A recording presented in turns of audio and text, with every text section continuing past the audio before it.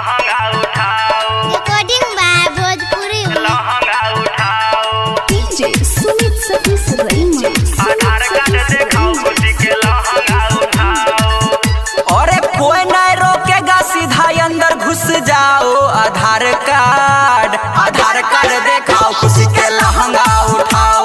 आधार card दिखाओ खुशी के लहंगा उठाओ। कोई नहीं रोकेगा सीधा अंदर घुस जाओ। आधार कार्ड दिखाओ खुशी के लहंगा उठाओ।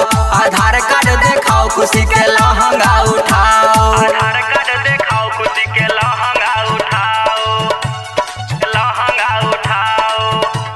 आधार कार्ड दिखाओ खुशी के लहंगा उठाओ। Recording by Bhojpuri Madhepura. हाँ ई छै बंगाल के छौरी छबीली।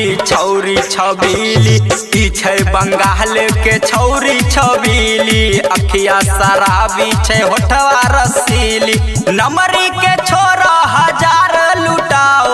आधार कार्ड दिखाओ खुशी के लहंगा उठाओ। आधार कार्ड दिखाओ खुशी के लहंगा उठाओ।